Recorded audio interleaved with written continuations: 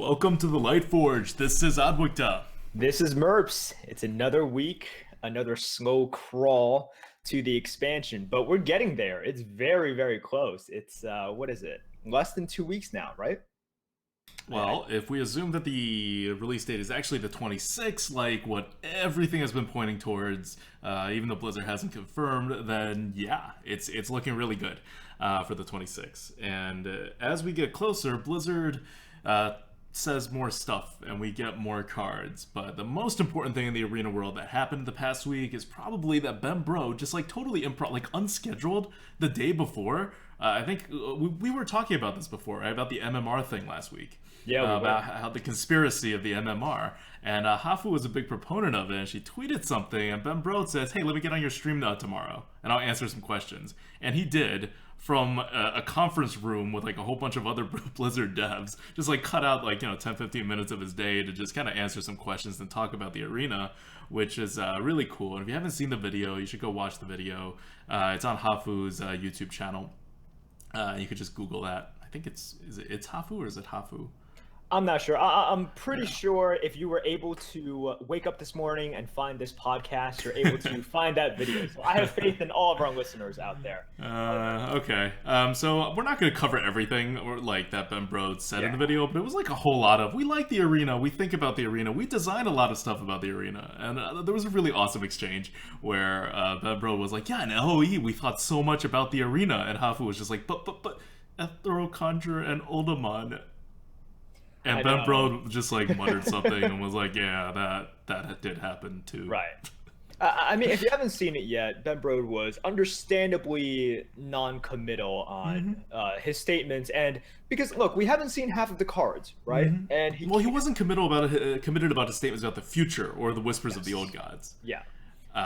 But because we haven't seen half the cards, but he did say like two very important things about how the meta works in the arena, how matchmaking works. And the first thing is that there is absolutely no MMR. Like, flat out, we were talking about it, right? I think in the last Lightforge, we came to the conclusion that, at least I really didn't think there was an MMR, and I think Merps was kind of on the same page as well. That if there is an MMR, it's like a very light one. But generally, we didn't think there was an MMR, and it turns out there really isn't, unless Blizzard is like explicitly trying to lie to us, which seems unnecessary. So, I think the MMR conspiracy has been laid to rest. But we also talked about a new player pool, and as it turns out, there is a new player pool, sort of, kind of. But it's not the case that you are always matched up against someone with your own record to the best of the matchmaker's ability.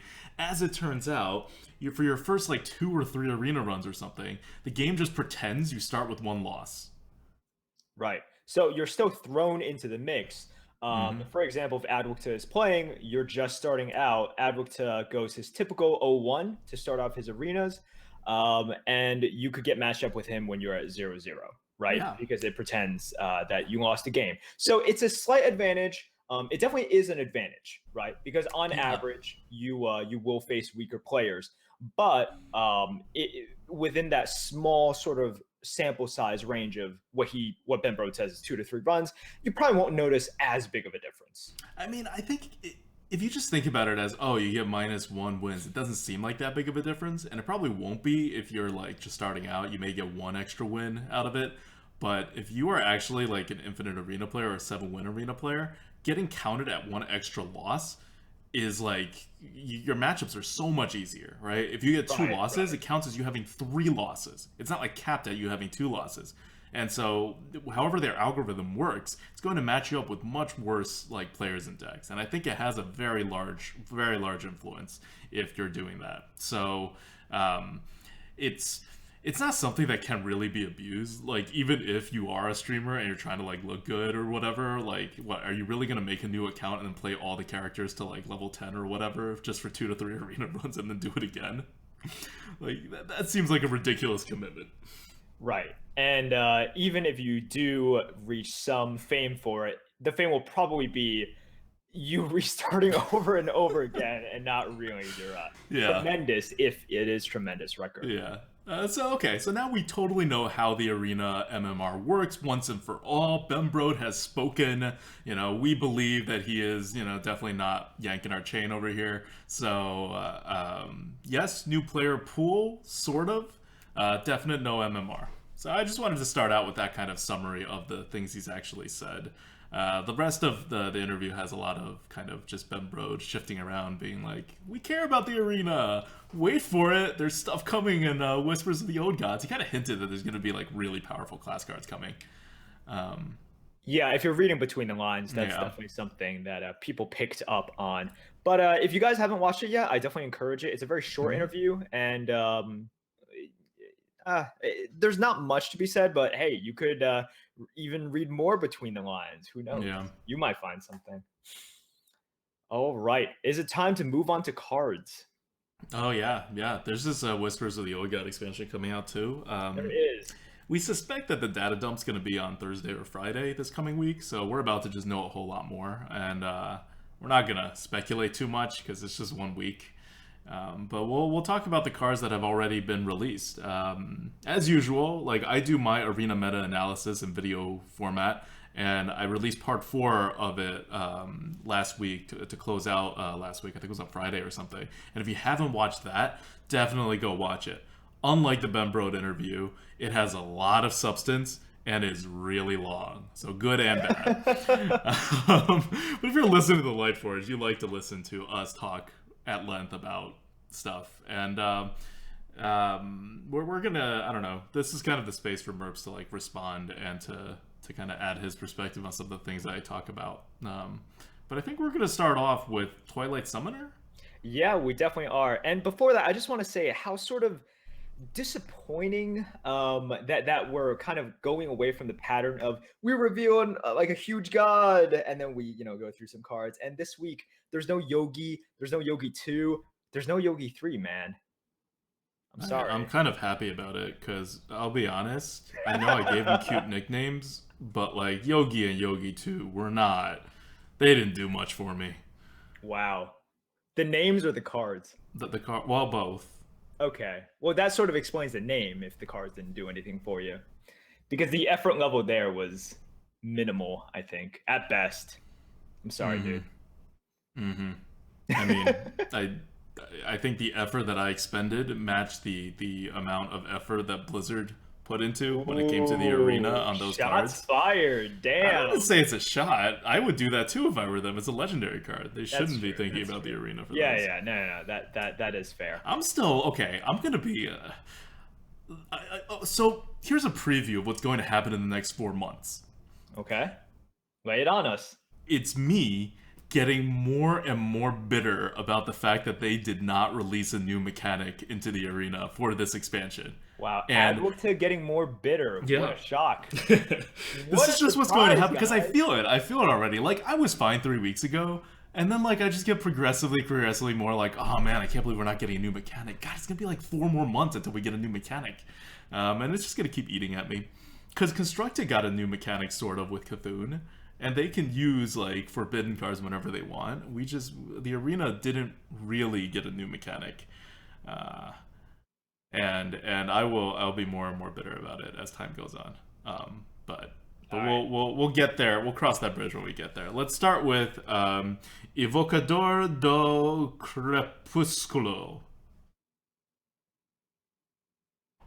I don't even know what language this is, but I'm sure I butchered it. So are we still talking about Twilight Summoner? Yeah, that's the name of whichever language this was revealed in. Okay. Well, I think I'm going to guess either Spanish or Portuguese. Right. I'm not a native speaker, but it sounds like you totally nailed that. So great. Yeah, man. So it's an epic neutral minion, 4 mana, 1/1. That basically has a death rattle of summoning a 5/5 minion. Right.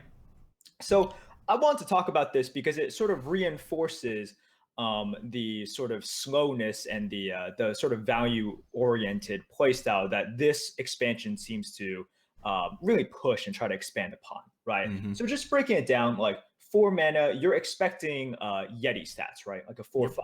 This, you get not only a 5/5, but like a 1/1 body. But then you sort of see the problem with it. You drop it, they ignore it. You can push the 1/1 in. You're not getting that 5/5 for 2 turns essentially, Yep. for the 2 turns that matter, because he's not gonna attack into you. You attack into him, so you don't get a 5/5 on the board for defensive purposes in terms of your opponent trading, and you don't get it for offensive purposes as well. And also, you know, there's the silence considerations, but I wouldn't even say defensive purposes is a thing unless it has taunt, because you just remove your opponent's option to do something. That's not like a bad thing. That's like Sure. a good thing, if anything, right? It Right, means your right. opponent can't, like, it's almost like, unless your opponent wants to hit this a bunch of times, you can set up a flame strike the next turn with this, right? Like stuff like that. It's actually Exactly. positive.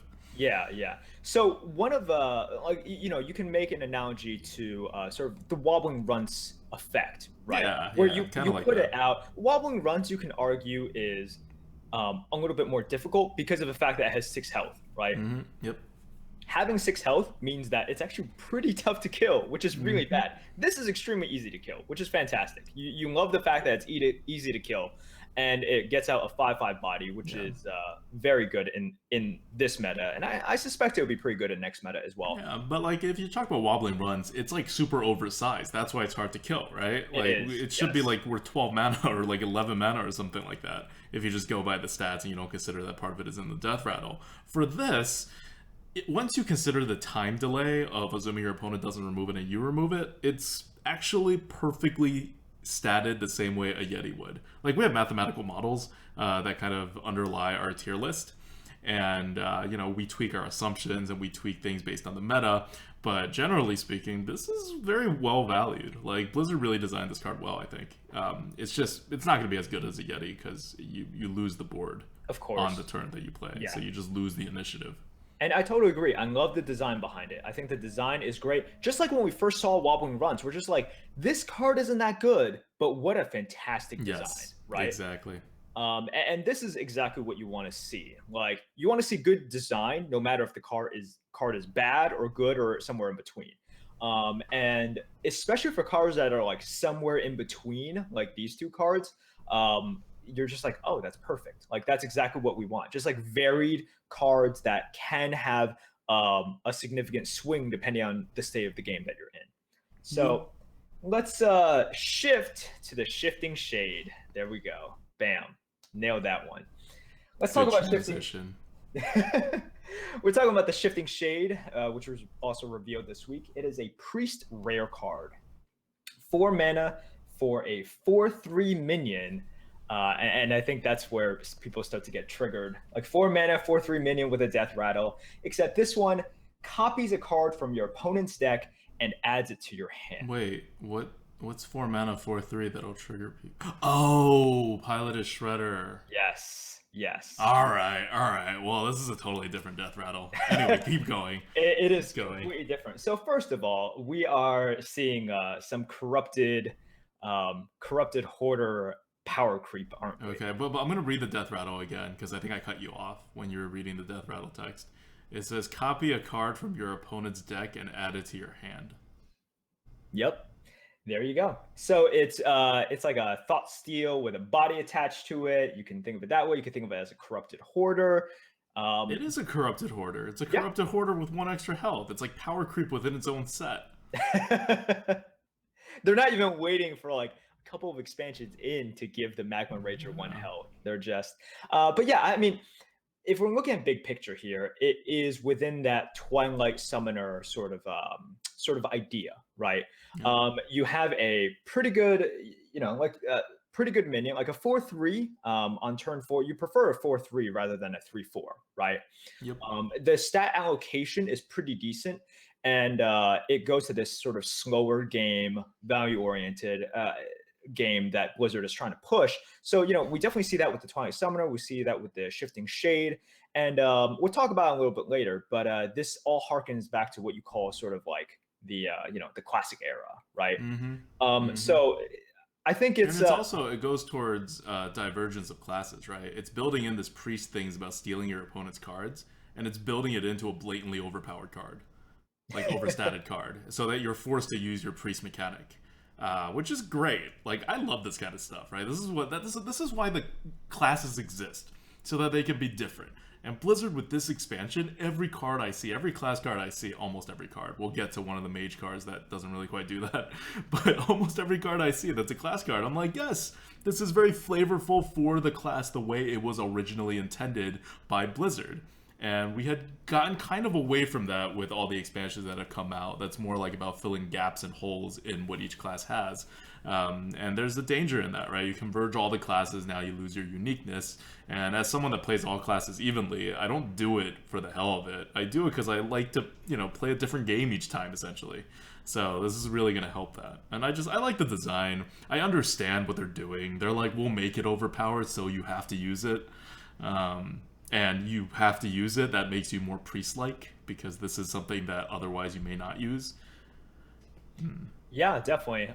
So for those of you who don't remember, like, a short summary was, our fear came from sort of like after druids got mulch, right? Like after they got mulch in the cycle, and then also after, we talked about it again after paladins got like Keeper of Oldemon, right? We're just like, where does this end? Sort of like, where are you going to continue to blur all these lines until like druids have hard removal? Rogue got Dark Iron Skulker, which is still ruining the arena. Yes.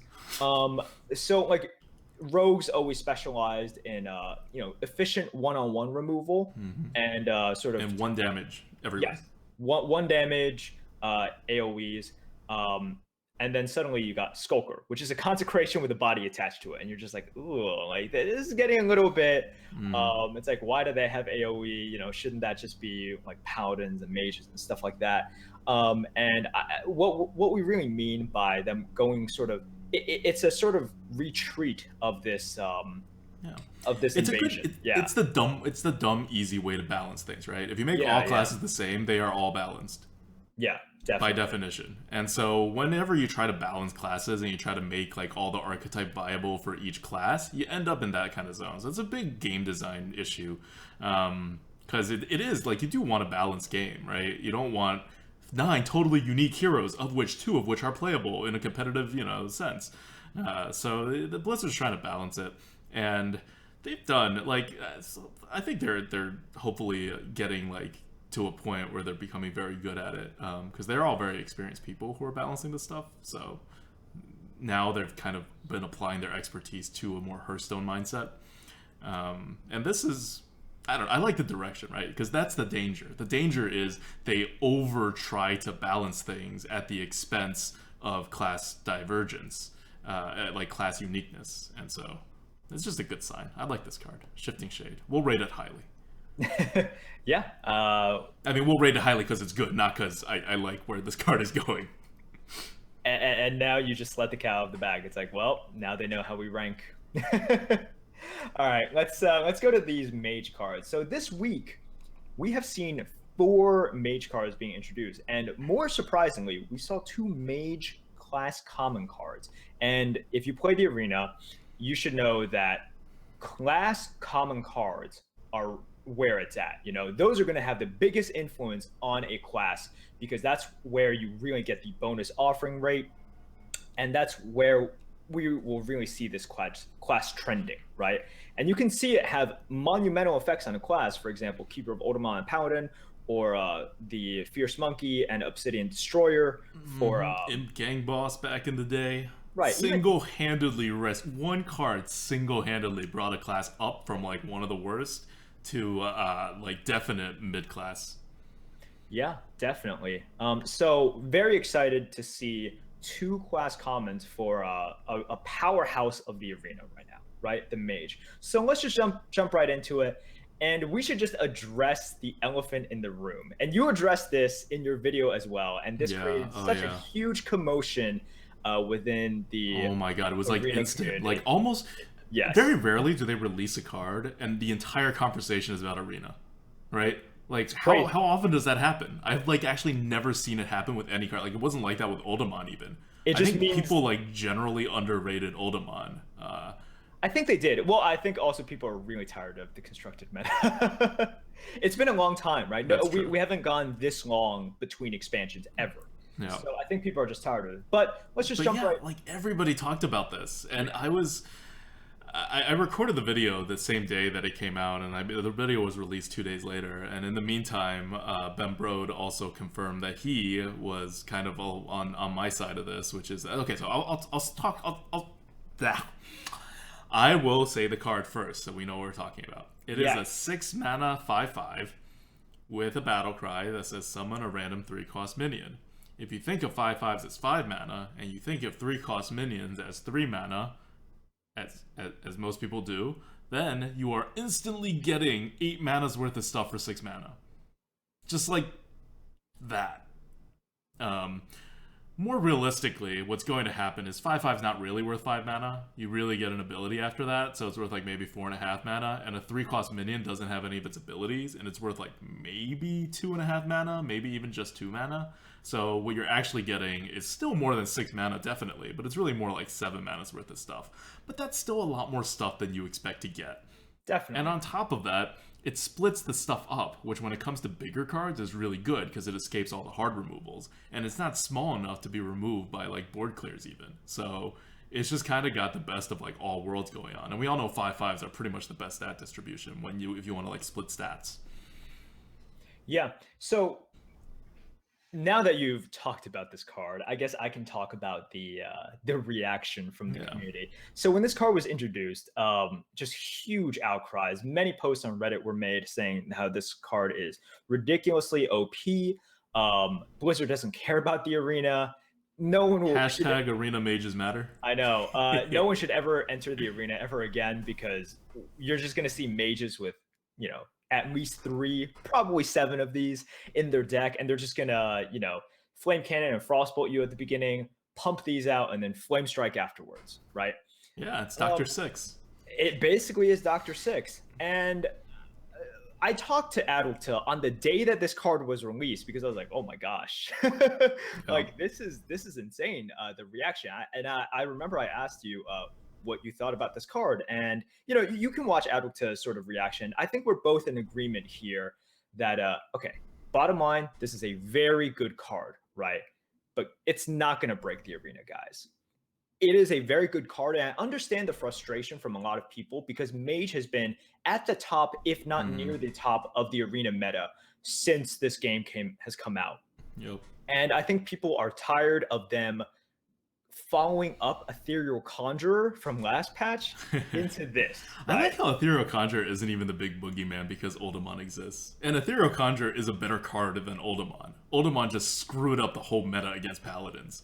Like, that it's a bigger boogeyman. Like, we rate Ethereal Conjurer like, what, 4 points higher than Uldamon? No, they're the same score.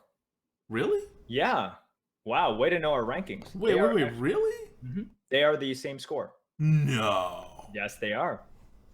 I'm gonna go look at it. You should go look at it. Well, okay, you talk while I look at it. So part of the reason why we don't think that this is going to break the arena, like people are saying, it is a stat stick. It is a good stat stick. Fine, you're right. We do make it the same. Exactly. So wow, good job. Good job knowing our tier list. Yeah. Okay, fine. I guess in my head, I would take Ethereal Conjurer a little bit higher than Uldamon. Right, because you've had this argument before with me during our tier list discussions, and I stopped you, but apparently in your head, you won. You were just like, yes, I totally won this argument with Merps. Or, I don't know how you think, okay? But this is very revealing on how much you care about my opinion. You didn't even when you win the fight and the tier list reflects your view of the cards, I still think it says something else. Right. And, it also is revealing that you didn't go behind my back and change it. But at the same time, I would have caught it. So this is the only thing that you could do, which is fool yourself into thinking that you won the argument and you made the change. So there we go. Guys, we have a glimpse into ADWCTA's mind frame. My mind frame, okay. Anyway, let's continue. So it is like ADWCTA says, you're getting an overstated card, right?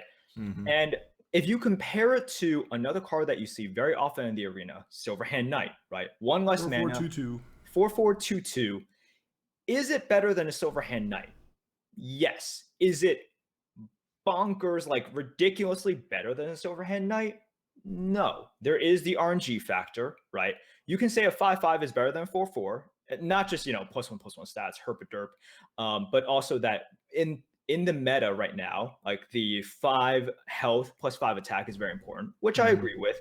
So you end up with a better Silverhand Knight, but not astronomically better. And that's sort of the conclusion that both of us has reached. And while we understand that it is very frustrating for Mage to get another good card, I think we've seen a few good cards for other classes as well, right? Like Warrior, for example, got 2 very good Right. cards. That's the thing. Everyone kind of Right. exploded on it just because it's the mage, and they're like, "Oh, it's so OP, best card, whatever." The power creep, and I'm like, "Well, Nasatha's first mate is a better card by like I think a decent margin too. I don't even think it's like oh they're pretty much the same. You could just rate 1-2 points higher. I think Yeah. it's gonna be a noticeable difference where Nasatha's first mate is better. So it's just well, people are upset because it's Mage. And they kind of think Mage should go the way of the Paladin and just never get any card that we would rate above a 70, right? Just to make up for the fact that they have insane hero powers. I think And that really Blizzard's bottom taking the line. position, Yeah. and I'm okay with this position, which is that they just don't give good cards, just give other classes even better cards, right? You can't never give mages good cards anymore. Like, when I read the reactions, in my mind, it's like people are saying that this is as good as like a fireball or like an ethereal conjurer, a flame strike, and it's not. It's a minion. It's gonna make another minion. It's 2 minions. They're they're a little better than you should expect to get for 6 mana, but Let's check out the other common card that Mage has got, which was yeah, revealed we have two pretty of the 3 recently. mage commons revealed, and who knows? The third one may be a Cthulhu card, and then we have all the mage commons. Yeah, we're not exactly sure what they're doing with the Cthulhu cards, right? Like in terms of the distribution. Yeah. Like, Okay. So here's my question. Well, this is actually a question from one of our mods. Earlier we were talking about this, Lyroth. But what happens to the distribution when a Cthulhu card is not in the arena? Do the new cards from the set get more offering bonus to offset that absence, or do all the old cards kind of get a little higher offering rates because you now have one less additional offering rate card, right? So normally, let's say, so a druid got a Cthulhu card that's a common if it was right. revealed today. So normally you have 3 druid commons, they each get plus 25%, and then you have your offering odds because it's the new expansion. You take one of that away. Are the other 2 druid cards going to come in and fill the void, or is it going to be filled, or is the void going to be filled like kind of spread out, right, by like all the cards in the pool? And if that's the case, then druid will actually see more of its classic cards than other classes will. And is it just the class cards that get spread out? Like, are class cards and regular cards in a different pool? Like, all this stuff we don't really exactly know how it works, but we will after LE comes out. We will. Yeah, I mean, it's a good. Wrath of the Old Gods. It's a good question, and it's a question that I don't think many people are asking, just because the arena community is so small, right? And most people just are want to see the cards. Yeah, and because the effect is really not going to be that big. Like, you really have to be us or people who think about the arena as often as we do to really care about that, like, small percentage offering odds. Definitely. All right. So, along with the Faceless Summoner, we got the Twilight Flamecaller, which is a mage common, 3 mana, 2/2 body, battle cry, deal 1 damage to all enemy minions. Rip Ironforge Rifleman. Well, unless you want the Ironforge Rifleman BM of targeting your own face, in which case this pales in comparison. I mean, that's a very popular strategy With for Ironforge warriors. Riflemen, yes, they are the victory cigars. Yes. Or they are the rampage triggers. That's true. Rampage triggers. Like by rampage you mean enrage? I'm like, or the actual card rampage. The actual card rampage. You're Come getting out of on. your Spellslinger. Come Okay. on. I mean, if you're drafting Ironforge Rifleman, you're drafting some rampages, right? Well, I thought Spellslingers only gave you Demon Fuse, so that's where I went wrong. But I guess you do get something else. So regarding Twilight Flamecaller, I think the easiest comparison is Arcane Explosion, right? And if you've been keeping up with our tier list, you'll know that we like Arcane Explosion. That's a card in which, if you looked at Classic, was dirt tier. Like, Yep. people thought it was terrible, and for good reason. Because it was generally like 2 mana, deal 2 damage, and to Yeah, different targets, and you may not be able to remove anything. exactly. So it was about as low impact as you could have, right? And that's not wanted. That's not what you wanted out of a card. Nope. Now it's a pretty decent card. You know, it's like an average.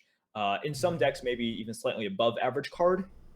There's a lot of random things with 1 health coming out, popping out of other minions now. Like, tokens are a thing now that it just wasn't in Classic. Yeah. So this card, you basically get the Arcane Explosion effect, and for 1 extra mana, you get a 2/2 body, right? And 1 mana 2/2 is pretty good. Yep. So this is just going to be a really solid card in the arena with a really good effect. And mages, they always have had big AoE, right? They have big removals, small removals, and big AoE, and now they have another small AoE. So a lot of removals for Mage. That's gonna continue, and this sort of fills in a gap, but not one that they never had. It's just you're gonna see more of the Arcane Explosion effect in the arena now. Yep. And so it's a really good card. Yep. And we're actually, so we're in the middle of a tier list update, which is nice because it's at the end of the meta, so we know exactly how the meta's going. But it's going to be pretty useless for people. We're just going to do it so that when the old guys cards come out, like, everything can be pegged to the correct cards, and then our mathematical model is still kind of intact. And so Arcane Explosion is moving up a little.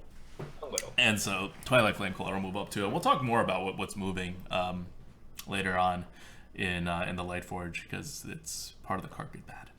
Yep. So let's move on to the rares that were announced this week. Let's start with Servant of Yogg-Saron.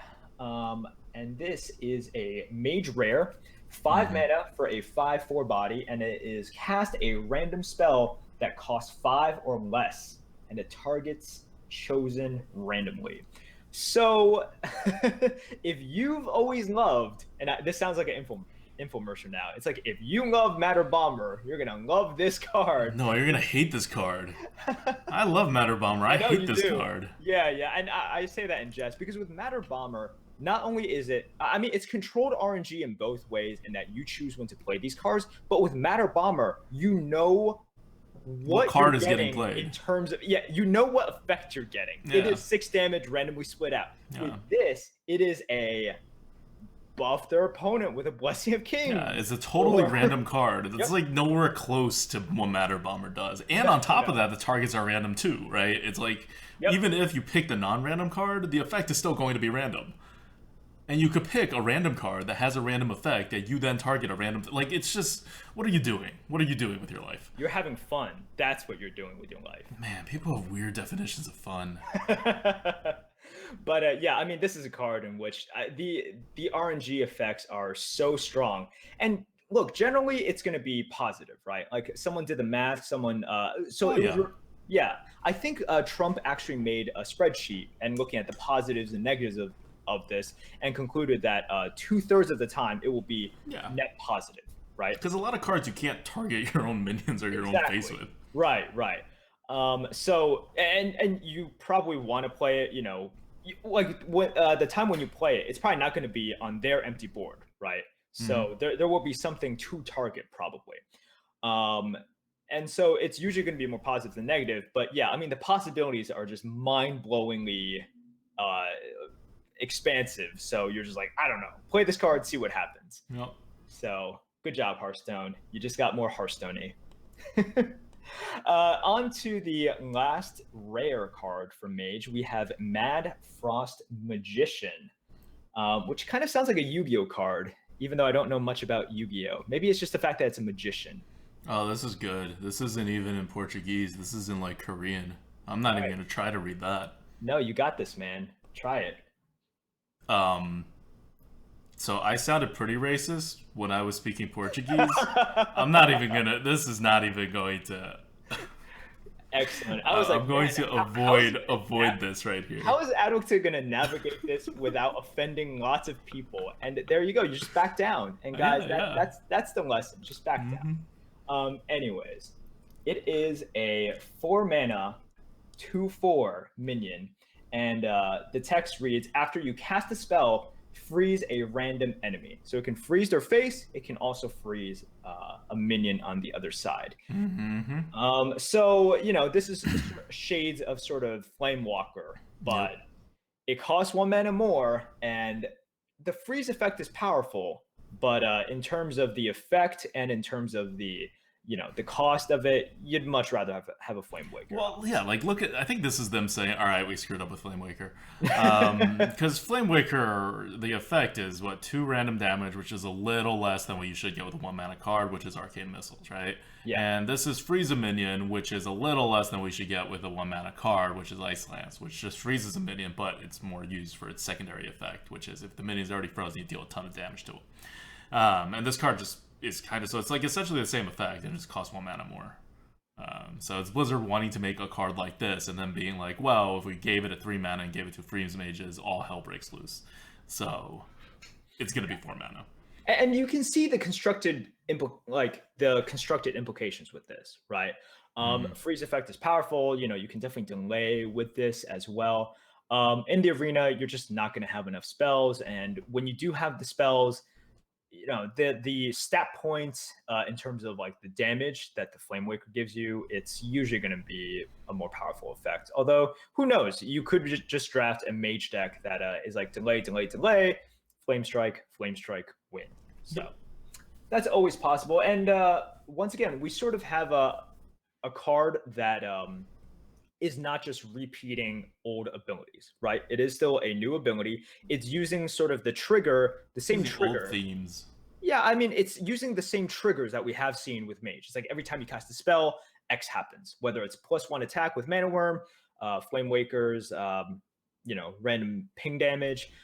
This carries on that sort of theme or mechanic. It just introduces another after effect. Yep. So how's Mage looking overall?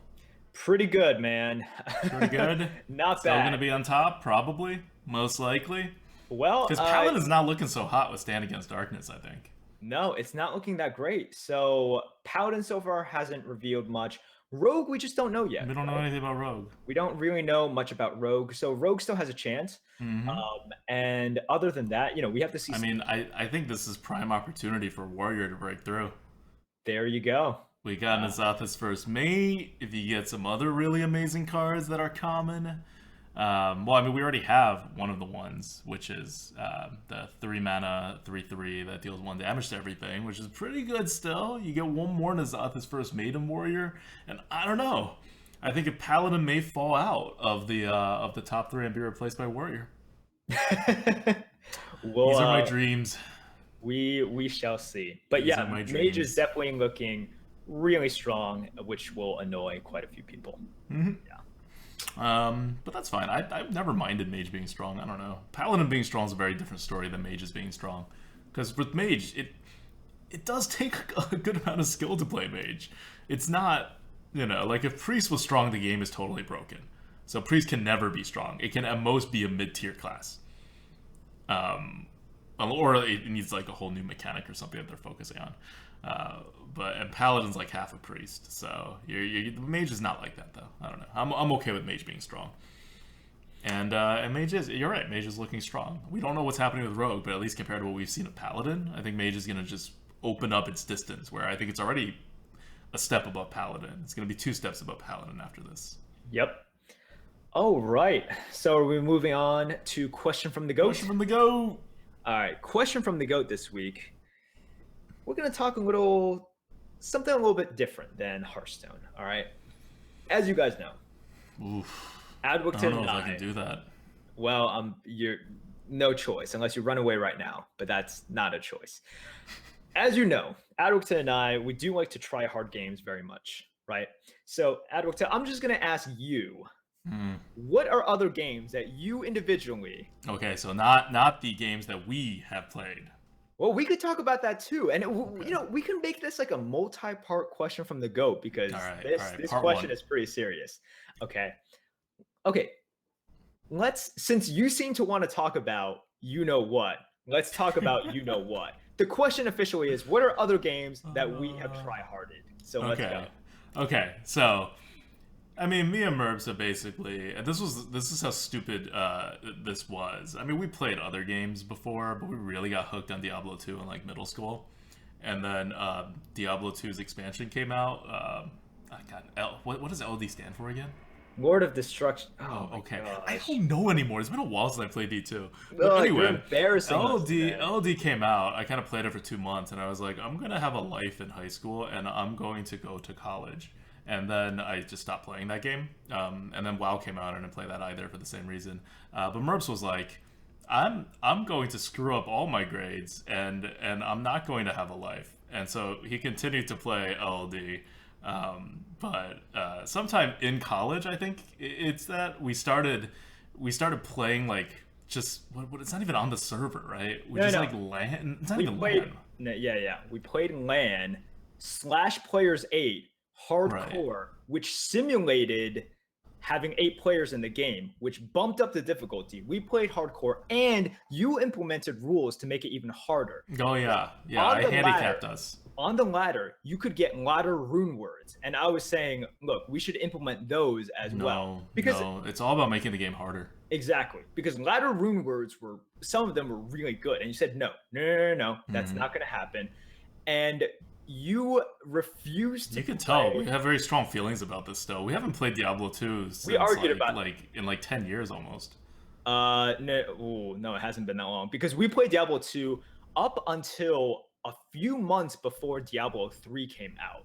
Wait, what? Yeah, we did. Remember? Oh, okay. We did a nostalgia run. We did one run. There was like a 2 or 3 year gap between. No. There was a 1 year gap. I remember this. No way. Yes, because we did we planned for this. Okay, let's not argue too much about that. We're remembering things differently again. But regardless, we played Diablo 2 for a long time. It was a good time. It was a really good time. We used like all different classes, we had synergy combinations. We got a lot of teamwork built in. It is, I think, to this day, the one game we both play that I will admit Merps is better than I am at. I was better. I was so good. I was so good at so many things in that game. Yep. Like picking up items before you guys even saw them drop. I also died the least amount of times. Oh, and the rule was, so we played together, either the two of us or we dragged a couple of our friends into it. It was a complete, like, we were all tied together. If one of us died, we all had to restart. So yeah, of course. You could not, like, it was the pressure, man. Yes, there was a lot of pressure. Complete pressure. And every time we play with a third person, that person died first. Right. And obviously we're not playing on Battle.net, so this is completely untwinked, right? Yeah. That should be assumed. So you're playing Players 8, basically, Players 8, Iron Man, and if one person dies, the entire run is over. And then, so you could be like 150, 200 hours in, someone dies like in Hell Diablo right before, you're about to kill Baal or something. And then you're just like, yep, time to restart.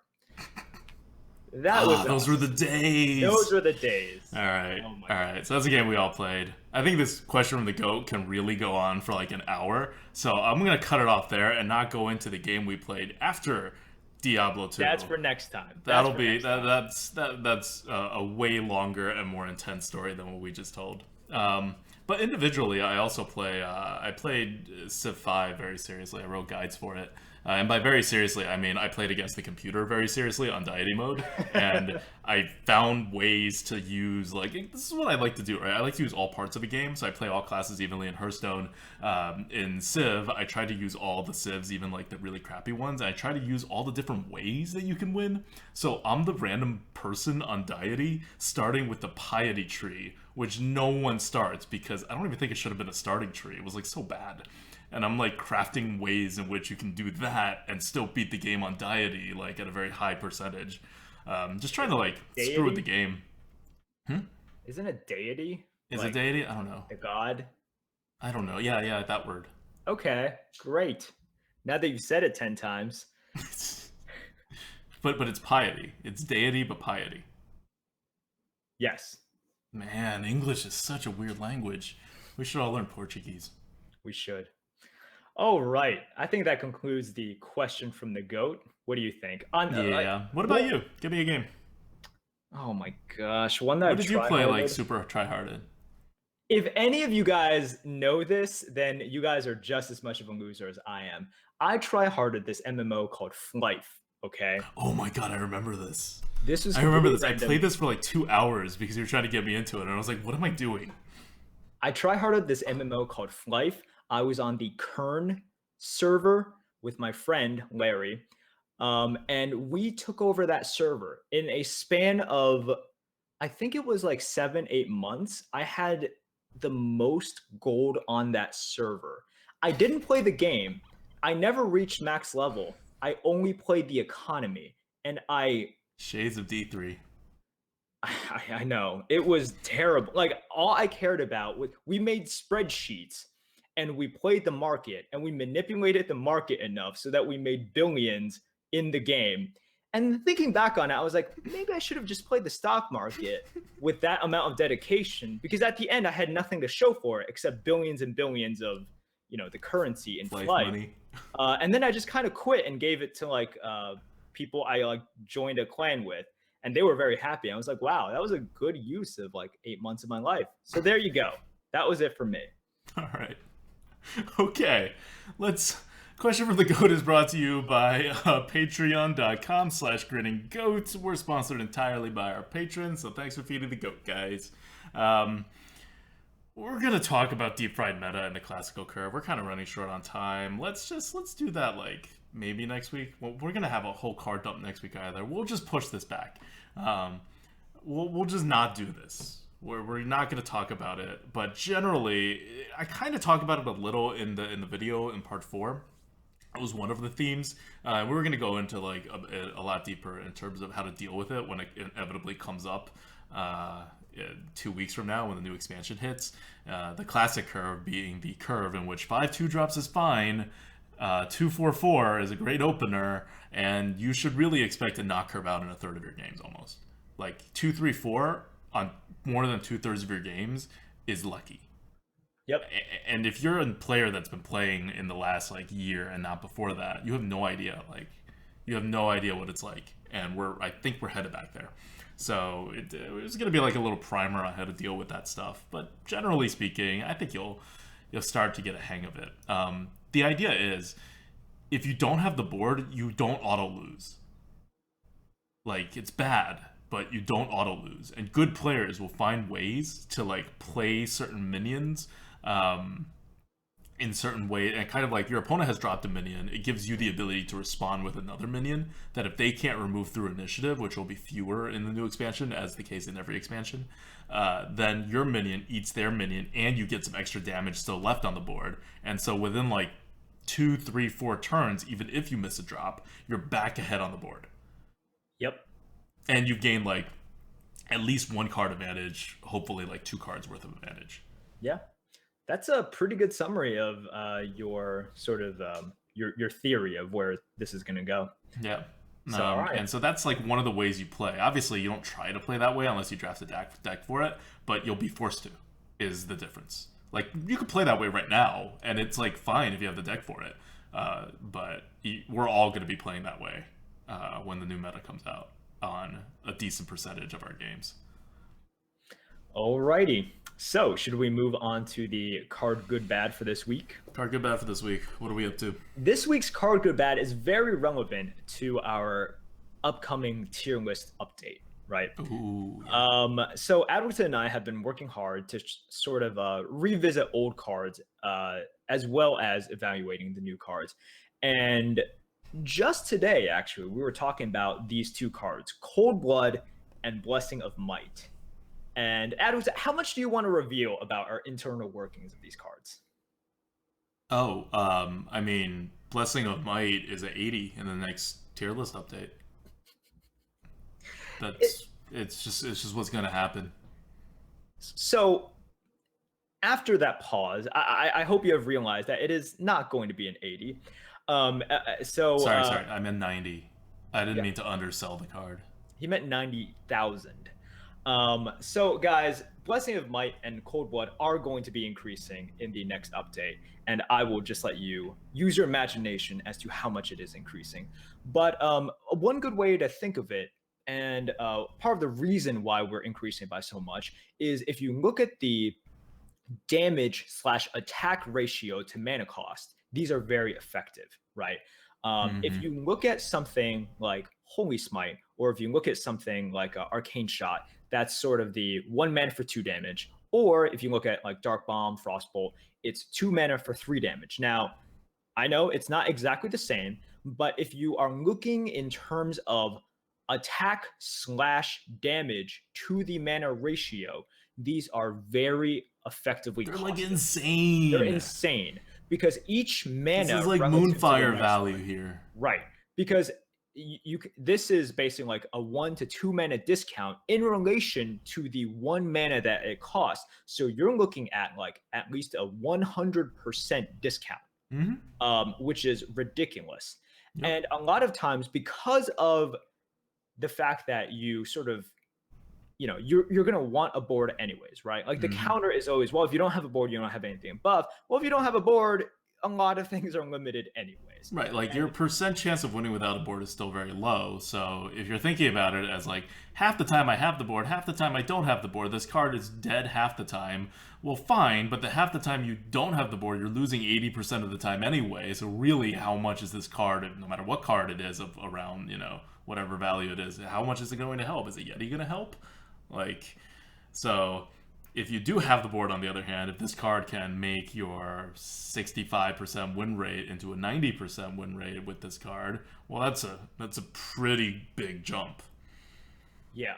So that is something that I think this is a remnant from like the classic days, right? Where these cards were just seen as too small. And that was a knock on sort of all of these small 1-2 mana cards in which their smallness gave them such a such a low rating because people thought it wasn't worth the card. And now, you know, the game has changed, theories have changed, and now it's sort of like, wow, you get so much stat for 1 mana, you get so much damage for 1 mana that it just blows away all of the ratios of these more traditional removals, right? Even in terms of card advantage, right? Like if you have something that's not like you have a 3/5, your opponent has a 3/5, and you're gonna play a Blessing of Might, you've just gotten a what is it, like a 5/2 back that you wouldn't have had before. So you essentially paid 1 mana for a 5/2 on the board while getting all the trades done instantly, so your opponent doesn't have something to buff or whatever, right? Like that's good card advantage, right? It is. Like it's 5/2 is decent card advantage. It's not really something you get for 1 mana. So the fact that it's both tempo and card advantage in certain situations just makes it even better. Yep. So definitely look out for those increases coming up in the tier list. And we also just want to sort of address why these are moving up and what sort of has held it back. Because Cold Blood, if you've watched sort of the streams, you've probably seen me pick it quite a bit above its current tier list score, and it's something we've wanted to change for a while. And Blessing this was of the Might, best conversation back in there. It was like, I'm trying to move Blessing of Might up to a 90. Merps is like struggling, and he keeps coming back and being like, no. And then I say Cold Blood, and like his mind opens. I'm like, so minimum 100, right? Like minimum? Like, yes. No. So look, it's not going to be 90. It's not going to be 100. But expect a significant jump for these cards. So, yep. Just one of the many things, like the tier list update is going to be huge. I want to say like more than half the cards are moving. Yes. Maybe like 70-80% of the cards are moving. We've really done like a whole lot. And it's been in the works for almost a month now. Not quite. Can't wait to be done. Yes, we really want to be done with it. But it's gonna be good. Okay. Now we're gonna end on Class Talk Paladin, which is let's spread it a little. Let's spread our scope a little. Widen our scope. Paladin right now is obviously good. It's obviously not the best, or maybe not obviously not the best, but I think all good players know it's not the best. Yeah. Okay. Go on.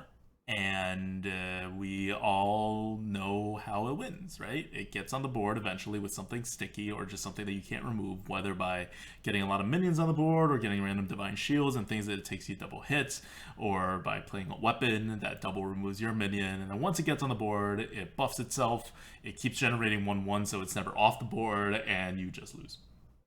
Go on. Meanwhile, paladins can also heal, which is like a nice little bonus. Um, in the new expansion, it's probably going to play kind of similarly, but with all of the tools at a reduced offering rate.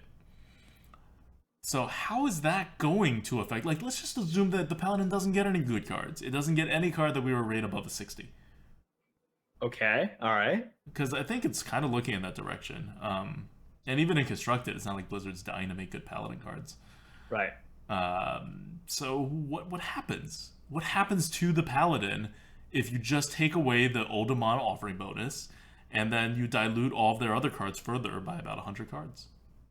I think you're going to see a significant shift in how you play against paladins then, because it's always sort of these days, and some of it is sort of people just getting very cynical and very tired of facing paladins, right? Like you are facing a paladin and you're just like, okay, my first big guy is going to get keepered, but let's play the less significant big guy first. Right. And then or like the big guy with an ability, or the big guy that can still grow. Right. So you'll play like the Frost Elemental, and then you play your Boulder Fist Ogre, correct?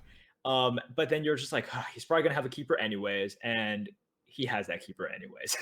So your Boulder Fist Ogre is still going to become a 3/3 for 6 mana, and then you're gonna throw your computer out the window and just never play Hearthstone again. But when paladins have decreased offering rates for Keeper of Oldemon, like not just a decrease, it's like a double decrease, right? Because it not only it doesn't, it loses its 50% Yeah. bonus, so minus 1/3 from what you're currently seeing now, and then it loses like whatever. Let's say 100 cards come in. We currently have 800 cards, so it loses another 1/8. Yeah, so you're going to see a huge shift in the offering rate of a premium card, and a premium card that has fundamentally changed how you view the matchup, right? Yep. So because of that, you're going to face paladins in a completely different way. And not only are you going to play around the first one perhaps a little bit differently, the second one, you're definitely going to play differently, because you're just like, okay, I'm probably not facing these crazy decks with like at least 3 Keeper of Oldemons, right? And that will affect the way that you play, and it'll obviously affect the result, because the paladins just won't have those that often. And one of the reasons why paladins are doing so well now is people actually play around the Keeper of Oldemon. They do, yeah.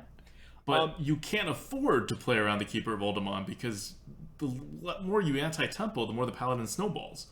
So people are in this weird situation right now, and once they're no longer in that situation, just the effectiveness of the paladin is really going to go down, because TGT actually had a lot of really good cards, right?